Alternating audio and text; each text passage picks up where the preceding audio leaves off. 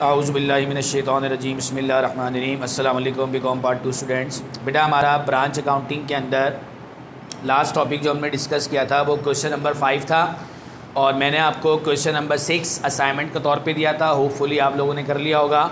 Now come to the question number 7। The question is the following transactions furnished by Messrs Hasan traders who have a branch in Okara during the month of May they completed the following transactions. फिर उन्होंने आपको मुख्तलिफ transactions दी हुई हैं। इन transactions के अंदर आपके लिए जो सबसे इम्पॉर्टेंट ट्रांजेक्शन है वो शिपमेंट वाली है, क्योंकि जो शिपमेंट वाली ट्रांजेक्शन है उसी के अंदर अलाउंस फॉर ओवर वैल्यूएशन आता है। और जब शिपमेंट वाली ट्रांजेक्शन में अलाउंस फॉर ओवर वैल्यूएशन आ जाए एक मरतबा, तो इसका मतलब है फिर आपको हर ट्रांजेक्शन में जिसमें या तो आप शिपमेंट कर रहे हो या आपकी शिपमेंट रिटर्न हो रही हो, आपको अलाउंस फॉर ओवर वैल्यूएशन की कैलकुलेशन करनी पड़ेगी। अच्छा, अब ये जो अलाउंस फॉर ओवर वैल्यूएशन है ये क्वेश्चन में दो तरीके से गिवन हो सकता है। ये मैं थोड़ा सा जो इससे पहले मैंने पढ़ाया और अब जो मैं पढ़ा रहा हूँ वो थोड़ा सा मैं आपको बता दूँ ताकि आपका कॉन्सेप्ट क्लियर हो जाए। जो सबसे पहले मैंने आपको ब्रांच अकाउंटिंग में क्वेश्चन करवाया था उसके मुताबिक आपको क्वेश्चन के अंदर कॉस्ट अलग गिवन होती है, बिल्ड प्राइस अलग गिवन होती है। सही है। अगर आप इसको मैच करना चाहें मेरी इस बात को, तो आप इसको जाकर देख सकते हैं अपने क्वेश्चन नंबर 3 में। तो क्वेश्चन नंबर 3 में बाकायदा मेंशन है कि आपको जो हेड ऑफिस ने गुड्स सेंड की थी, जो शिपमेंट की थी, उसकी असल कॉस्ट थी 87,500 और बिल्ड थी 1 लाख। ऐसे सवाल बहुत कम हैं आपके पेपर में, आपके पास पेपर्स में, जिसमें कॉस्ट और बिल्ड अलग अलग गिवन हो। बट अगर ऐसा हो तो आपने इसका जो ओवर वैल्यूएशन का परसेंटेज है वो खुद निकालना है। यानी कॉस्ट और बिल्ड का डिफरेंस लेके जो आपका आंसर आएगा वो कहलाएगा ओवर वैल्यूएशन। फिर इस ओवर वैल्यूएशन की परसेंटेज आप खुद निकालेंगे। उस परसेंटेज निकालने का फॉर्मूला आपको पेज नंबर 65 पे गिवन है। सही है। क्या है? Allowance for over valuation into 100 upon build price. Clear होने के बाद अब जब ये परसेंटेज आप निकालेंगे तो ये परसेंटेज अगर 25 आई तो ये 25 अपॉन 125 नहीं कहलाएगी, ये 25 अपॉन 100 कहलाएगी। अगर ये परसेंटेज 20% आई तो ये 20 अपॉन 120 नहीं कहलाएगी, ये 20 अपॉन 100 कहलाएगी। बट अगर सिचुएशन आपकी ऐसी हो क्वेश्चन की, जैसे कि मैंने आपको क्वेश्चन नंबर 5 करवाया था, जिसकी रिक्वायरमेंट में लिखा था कि the head office practice to send goods to branch at 25% above cost. तो जब भी कभी परसेंटेज विद अबव कॉस्ट या ऑन कॉस्ट लिखा हुआ है तो फिर वो परसेंटेज 25 अपॉन 100 नहीं होगी, वो 25 अपॉन 125 हो जाएगी। और ऐसी सूरत में आपको रेट नहीं निकालना, जो रेट है वो यही रेट है, बट रेट का जो है वो फ्रैक्शन चेंज हो जाएगा। वहाँ पे जब हम रेट निकालते हैं तो वो अपॉन 100 होता है जब हम खुद निकालते हैं, लेकिन जब वो आपको अबव कॉस्ट या ऑन कॉस्ट कहता है तो फिर वो 25 अपॉन 100 नहीं होता, वो 25 अपॉन 125 हो जाता है। तो परसेंटेज से मुताल्लिक ये दो बातें ध्यान में रखिए। जो मैंने आपको कॉस्ट और बिल्ड वाले सवाल कराए थे जिसमें आपको परसेंटेज खुद निकालनी थी, ऐसे सवाल आपके हार्डली 5% आए होंगे इस सब पेपर में। 95% सवालात ऐसे ही होते हैं जिसके अंदर आपको परसेंटेज अबव कॉस्ट पे गिवन होती है। अब ये परसेंटेज अबव कॉस्ट में एक सवाल में कहीं पर भी किसी भी आपको कोने मोने में आपको दे देंगे, इसलिए आपको ढूंढनी पड़ेगी। तो इसलिए मैं सवाल पूरा नहीं पढ़ रहा हूँ, मैं डायरेक्ट रिक्वायरमेंट पे जा रहा हूँ। और रिक्वायरमेंट में कहते हैं give necessary journal entries in the books of head office and Okara branch. The head office practice to send goods to branch at 30% on cost, यानी 30% अबव कॉस्ट। जब आपने ये देख लिया कि आपको इस तरीके की परसेंटेज गिवन है, आपने सबसे पहला काम क्या करना है कि आपने एक ये इक्वेशन बनाने दी है, that is cost plus over valuation is equals to billed price. सही है। अच्छा, ये इक्वेशन आप सिर्फ उसी वक्त बनाएंगे जब आपको परसेंटेज अबव कॉस्ट या ऑन कॉस्ट दी जाए। अब ऐसी सूरत के अंदर आपकी कॉस्ट जो है वो क्या होगी? 100% होगी। और जो ओवर वैल्यूएशन होगा, अगर वो 30 है तो 30% लिख दीजिए, 25 है तो 25 लिख दीजिए। तो आपकी बिल्ड प्राइस कितनी बन जाएगी यहाँ पे? 130%। इसलिए जब हम इसकी जो है वो फ्रैक्शन लेते हैं तो फिर 100 अपॉन 30 या 30 अपॉन 100 नहीं लेते, बल्कि 30 अपॉन 130 लेते हैं, क्योंकि इसकी जो बिल्ड है वो आपकी कॉस्ट की 100 और ओवर की 30 मिला के कितनी बनती है? 130%। तो यह सबसे पहला काम आपने ये करना है। सही है। अब उसके बाद हम यहाँ पे एक प्रॉपर जर्नलाइजिंग करेंगे। एक तरफ हम बनाएंगे हेड ऑफिस का जर्नल और एक तरफ हम बनाएंगे ब्रांच का जर्नल। सही है, तो ये आपका है question number 7। Messrs Hasan traders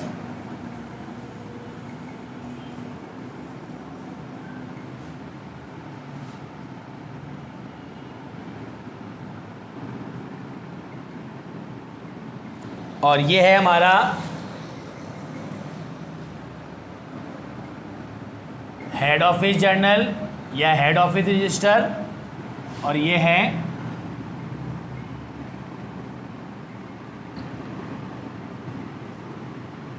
Okara branch journal या ओकाड़ा ब्रांच रजिस्टर। सही है, ओके। अब क्वेश्चन क्या है, मई की फर्स्ट है, opening stock of Okara branch ₹15,000। Okara branch के पास जो ओपनिंग स्टॉक है वो 15,000 है, यानी वो ये बता रहा है कि ब्रांच कहता है कि मेरे पास 15,000 रुपये का स्टॉक पड़ा हुआ है। अब इस स्टॉक में दो बातें हो सकती हैं, या तो ये स्टॉक वो है जो ब्रांच ने खुद ख़रीदा होगा तो उसमें से बचा होगा, या फिर ये स्टॉक वो है जो हेड ऑफिस ने जो शिपमेंट की होगी उसमें से बचा होगा, या फिर ये स्टॉक वो है जिसमें से कुछ हेड ऑफिस की शिपमेंट वाला माल होगा और कुछ इसमें ब्रांच की अपनी परचेज़ का बचा हुआ माल होगा। अगर ब्रांच इस बात का ऑथराइजेशन है ब्रांच को कि वो खुद भी परचेज़ कर सकता है, तो फिर वो आपको मेंशन करेगा कि जो इसके पास स्टॉक पड़ा हुआ है इसमें से इसका अपना ख़रीदा हुआ कितना बचा है, क्योंकि जो अपना ख़रीदा हुआ होगा उस पर ओवी नहीं हो सकता, क्योंकि ब्रांच अपने आप को तो धोखा नहीं दे सकता। लेकिन जो हेड ऑफिस की शिपमेंट में से बचा है उस पर आपका ओवी होगा। यहाँ पे कुछ भी मेंशन नहीं है, तो फिर हम यही समझेंगे the whole stock consist of head office shipment. ये पूरा का पूरा 15,000 जो है वो आपकी हेड ऑफिस की शिपमेंट का है। तो इसका मतलब ये हुआ कि इसमें आपका कोई इसकी एंट्री तो नहीं बनेगी, तो इसकी एंट्री को तो आप इग्नोर कर दीजिए। Now the second is May 2 goods supplied to Okara branch costing ₹1,25,000।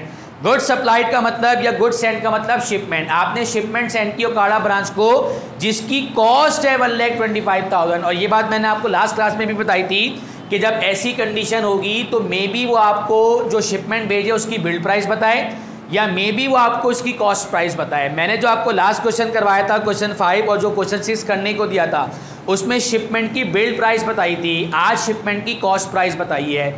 वो जो भी बताया आपके पास ये इक्वेशन पहले से मौजूद है, आपने इसके मुताबिक उसमें जो है वो वैल्यूज़ पुट करनी है।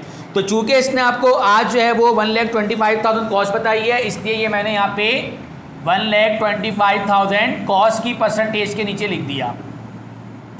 इसका मतलब है we have to find over valuation as well as billed price. तो अगर मुझे ओवर वैल्यूएशन मालूम करनी है तो अब मैं यहाँ पे क्या करूँगा, जिस चीज़ को मुझे मालूम करना है वो मल्टीप्लाई होगा और जिस अमाउंट को बेस बनाकर मैं कैलकुलेशन करूंगा उस अमाउंट की परसेंटेज डिवाइड होगी। अब आप कहेंगे कि सर आपने तो बताया था कि 30/130 करेंगे, लेकिन यहाँ पे आप कह रहे हैं 30/100 करेंगे। तो इसकी वजह है, अगर ये अमाउंट कॉस्ट के बजाय बिल्ड पर होता तो फिर तो मैं 30/130 करता, लेकिन चूंकि ये अमाउंट 100 के नीचे लिखा है, 100% के नीचे, इसलिए मैं 30/100 करूँगा। हम डिवाइड उस परसेंटेज से करेंगे, उस फ्रैक्शन से करेंगे जिस फ्रैक्शन के नीचे अमाउंट होता है। तो ये अमाउंट चूंकि 100 के नीचे है तो 100 से डिवाइड होगा। ये अमाउंट अगर 130 के नीचे होता तो मैं 130 से उसको डिवाइड करता। सही है, तो अभी हम क्या करेंगे, 125 मल्टीप्लाई बाय 30 डिवाइड बाय 100, यानी 1,25,000 का 30% लेना है। तो कितना बनेगा, 37,000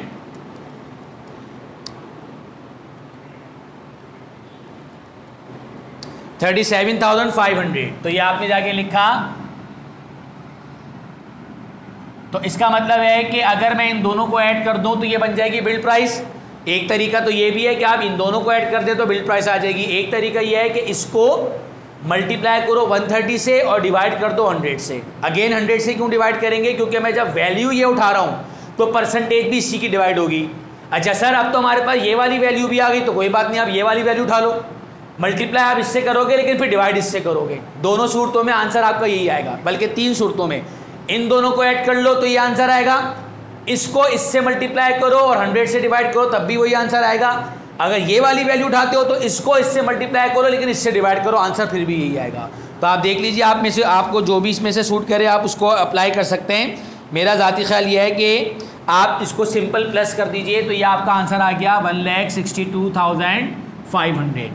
ये कैलकुलेट करना इसलिए भी बहुत ज़रूरी था बेटा कि ये तो सिर्फ हेड ऑफिस को पता है ना कि मेरी भेजी हुई शिपमेंट में कॉस्ट अलग है और बिल्ड अलग है, लेकिन बेटा ब्रांच को तो सिर्फ चाहिए ही बिल्ड होती है, ब्रांच को तो पता ही नहीं है कि कॉस्ट कोई अलग चीज़ होती है और बिल्ड अलग होती है। तो इसलिए याद रखिए कि ये जो मैंने कैलकुलेशन की है इसके मुताबिक मैं हेड ऑफिस में तो कॉस्ट अलग लिखूंगा, ओवर वैल्यूएशन अलग लिखूंगा, लेकिन ब्रांच में ये सिर्फ बिल्ड के तौर पे जाएगी। ब्रांच नहीं समझता कि इसकी असल कीमत 125 है, उसको यही पता है कि ये 162,500 की है। Now come to the general journal, that is May 2nd, Okara branch debit और shipment to Okara branch credit. मेरे पास जगह की कमी है तो मैं सिर्फ शिपमेंट टू ब्रांच लिख रहा हूँ। And allowance for over valuation credit. अब देखिए आपने वो चूंकि वर्किंग की भी है इसलिए आपके लिए कोई मुश्किल नहीं है। जस्ट 1,62,500 आपने डेबिट किया, 1,25,000 क्रेडिट किया एंड 37,500 क्रेडिट कर दिया ओवर वैल्यूएशन। अच्छा, अब जब यही एंट्री आप मई की 2nd की यहाँ बनाएंगे तो जाहिर है ये बनेगी रेसिप्रोकल। क्यों? क्योंकि अगर हेड ऑफिस की बुक में ब्रांच डेबिट है तो फिर ब्रांच की बुक में हेड ऑफिस क्या होगा? क्रेडिट होगा। तो ये आपने हेड ऑफिस को कर दिया क्रेडिट 1,62,500। अब इसने यहाँ से शिपमेंट भेजी तो इसने तो की क्रेडिट, जब ये उसको मिलेगी तो वो करेगा debit, that is shipment received from head office. बस फर्क सिर्फ इतना है कि इसने यहाँ पे शिपमेंट भेजी थी, ये अपने बार रिकॉर्ड किया था 125 और बाकी जो एक्स्ट्रा अमाउंट था उसने उसको ओवी लिखा था। लेकिन जब यही शिपमेंट उसको वहाँ पे मिलेगी तो उसको नहीं पता कि इसमें असल कीमत कितनी है और ओवी कितनी है, इसलिए इसको हमेशा इसकी टोटल बिल्ड प्राइस से ही डेबिट करेगा, दैट इज़ 1,62,500। सही है। तो बेटा शिपमेंट की एंट्री ऐसी फिक्स एंट्री है, इसमें कोई आपको चेंज भी नहीं आएगा। और रिटर्न की एंट्री भी बड़ी सिंपल है, जब रिटर्न होती है तो सिंपल हम इसको रिवर्स कर देते हैं। वो फॉर्मेट के अंदर एक जगह छोटी सी मिस्टेक हो गई है कि जहाँ पे shipment allowance for over valuation debit में है लेकिन उसके जो फॉर्मेट है वो क्रेडिट में जा रहा है, तो उसको आप वापस डेबिट में ले आइए, यानी रिटर्न में ये दोनों डेबिट होंगे और ब्रांच क्रेडिट होगा। Now come to the May 3rd, cash remitted to Okara branch 19,000। आपने ओकाड़ा ब्रांच को कैश भेजा, रेमिट किया यहाँ से, तो ये इसकी एंट्री यहाँ पे क्या बनाएगा? इसके पास से कैश गया हेड ऑफिस के पास से, तो हेड ऑफिस ने कैश कर दिया क्रेडिट 19,000। अब ये इसने जो कैश भेजा है ब्रांच को भेजा है तो ये यहाँ पे डेबिट कर देगा ओकाड़ा ब्रांच डेबिट 19,000। अच्छा, अब चूंकि ये रेसिप्रोकल है और हमें पता है कि ये ब्रांच यहाँ पे डेबिट है तो अंडरस्टूड है कि जब मैं इसकी एंट्री यहाँ पे बनाऊंगा तो यहाँ पे हेड ऑफिस क्या होगा? क्रेडिट 19,000। अब इसने यहाँ से कैश भेजा तो इसने क्रेडिट किया, उसने वहाँ से रिसीव किया तो ये क्या करेगा? डेबिट कर देगा, दैट इज 19,000।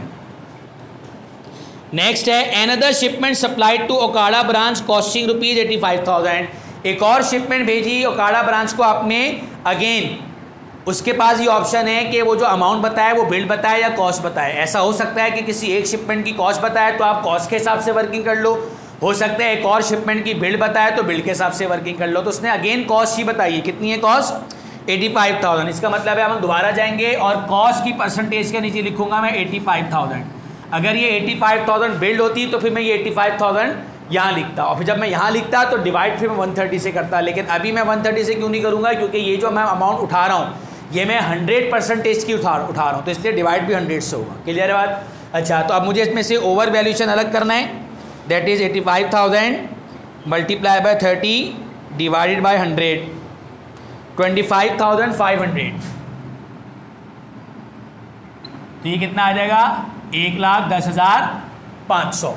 हाँ, अगर अब मैं ये वाला अमाउंट उठाऊंगा तो फिर मैं 30 से मल्टीप्लाई करूंगा तो 130 से डिवाइड करूंगा। होपफुली आपको ये कॉन्सेप्ट क्लियर हो गया होगा। तो अगेन इसकी हम जो है वो एंट्री बनाते हैं शिपमेंट की, और शिपमेंट की एंट्री बहुत सिंपल, यही वाली एंट्री दोबारा बन जाएगी, that is Okara branch debit 1,10,500, shipment to Okara branch credit 85,000, अच्छा, इसको शिपमेंट को गुड्स सेंड टू ब्रांच भी कह सकते हैं, गुड्स सप्लाइड टू ब्रांच भी कह सकते हैं, शिपमेंट टू ब्रांच भी कह सकते हैं। ये सारी एक ही टर्म्स हैं, हम जो है वो शिपमेंट की टर्म यूज करते हैं। That is allowance for over valuation 25,500। अच्छा, अब जब यही एंट्री यहाँ पे बनेगी तो क्या बनेगी, यहाँ पे ओकाड़ा ब्रांच डेबिट है तो अंडरस्टूड है यहाँ पे हेड ऑफिस क्या हो जाएगा, क्रेडिट 1,10,500। इसने यहाँ से शिपमेंट भेजी तो उसने क्रेडिट की, वो वहाँ से शिपमेंट रिसीव करेगा तो वो शिपमेंट को क्या करेगा, debit, that is shipment receive from head office. लेकिन अमाउंट वो यही लिखेगा क्योंकि उसको नहीं पता कि इसमें ओवी नाम की भी कोई चीज़ है, वो यही समझता है कि इसकी असल कीमत है ही 1,10,500। इसलिए ओवर वैल्यूएशन का ब्रांच से कोई ताल्लुक नहीं होता, ओवर वैल्यूएशन सिर्फ हेड ऑफिस के लिए होता है। Now the next is number 8।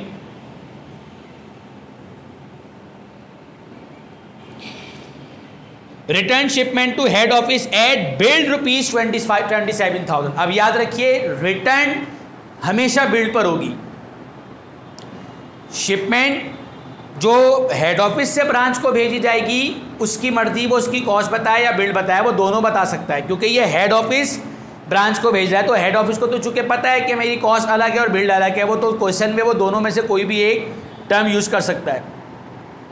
लेकिन जब यही गुड्स, यही शिपमेंट ब्रांच रिटर्न करेगा हेड ऑफिस को, तो ब्रांच को तो पता ही नहीं है कि कॉस्ट क्या होती है और बिल्ड क्या होती है, ओवर वैल्यूएशन क्या होती है, वो तो सिर्फ बिल्ड को जानता है। इसलिए ब्रांच की तरफ से जो भी रिटर्न होगी वो सिर्फ बिल्ड पर ही हो सकती है, वो कॉस्ट पर नहीं हो सकती। तो इसलिए ब्रांच के बारे में अगर ये ना भी मेंशन हो कि जो उसने रिटर्न की है वो क्या है, तो वो बिल्ड होगी। सही है। अब इसकी यहाँ पे वर्किंग करते हैं। तो इसने 27,000 की आपको वापस कर दी तो जाहिर है ये माइनस करनी पड़ेगी।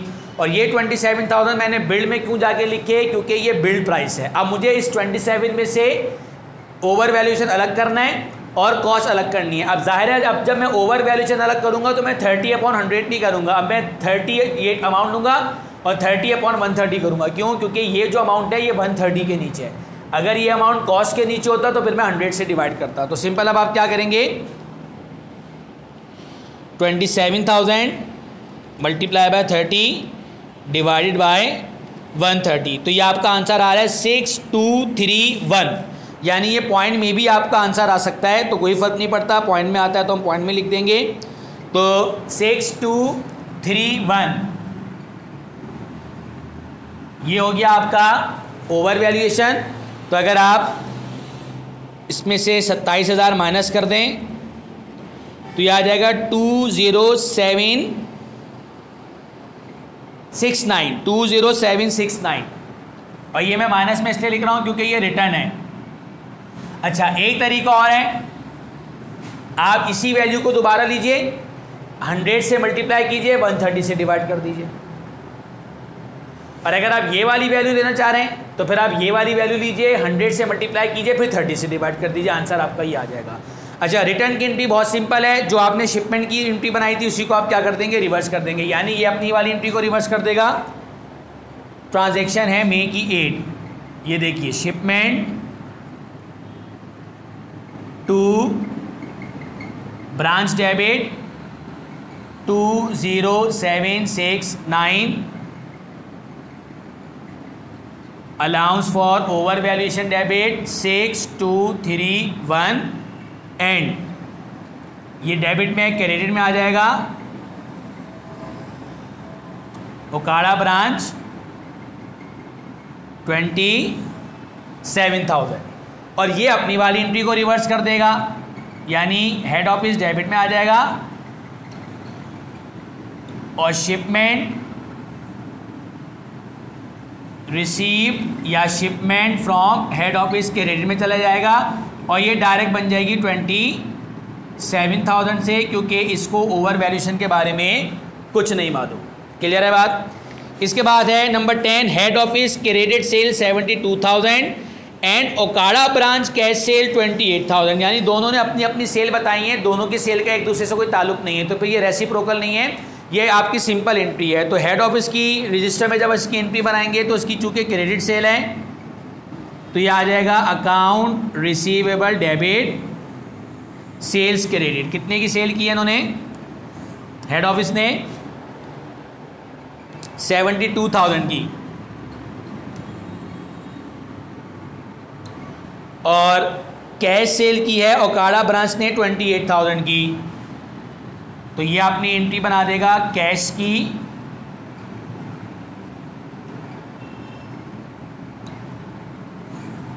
सही है, ये आपकी रेसिप्रोकल नहीं थी। फिर इसके बाद 14 में कहते हैं Okara branch purchase goods from local market ₹75,000। यानी आज फर्स्ट टाइम हम देख रहे हैं कि ब्रांच खुद से भी गुड्स खरीद सकता है। यानी कुछ ब्रांचेस तो डिपेंड करती हैं, डिपेंडेंट होती हैं हेड ऑफिस पे कि हमारे पास जो भी स्टॉक आएगा वो हेड ऑफिस भेजेगा तो हम आगे उसको सेल करेंगे, नहीं भेजेगा तो हम बैठे रहेंगे। जबकि इस वाले क्वेश्चन में हमने देखा कि हमें ब्रांच को, हेड ऑफिस ने ब्रांच को ऑथोराइज़ किया है कि आप खुद से भी लोकल मार्केट से परचेज कर सकते हैं। तो अब आप इसकी एंट्री सिंपल बना देंगे यहाँ पे 14, दैट इज परचेजेस डेबिट और कैश क्रेडिट।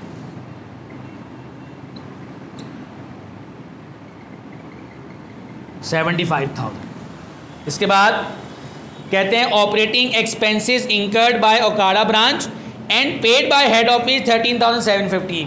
कहते हैं कि ऑपरेटिंग एक्सपेंस है तो ब्रांच के, लेकिन पे किए हेड ऑफिस ने, तो इसलिए 28 को, अगर मैं 28 की एंट्री पहले यहाँ बना दूँ तो आपके लिए यहाँ पे समझना आसान है।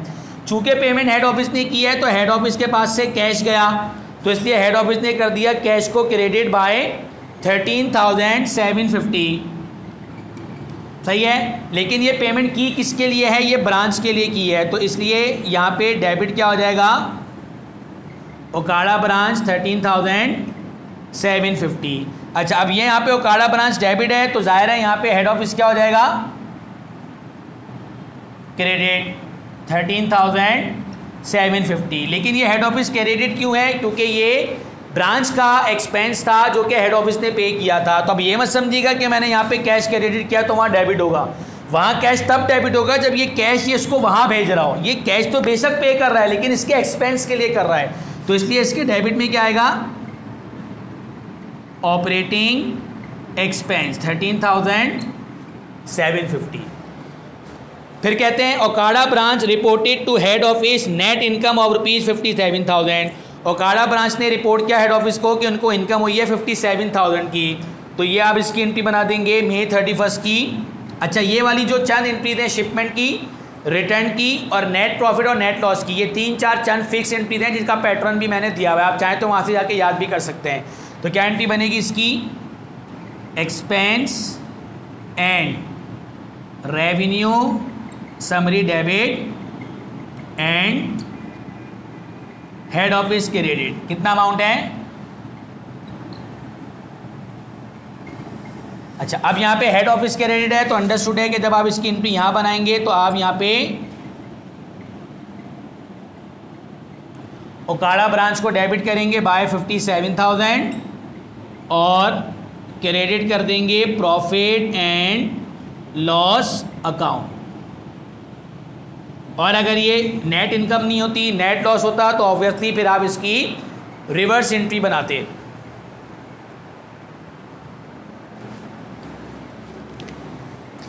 ओके, अब इसके बाद कहते हैं कि merchandise inventory was valued on May 31 by Okara branch ₹40,000 which congest 20% from its local market purchase.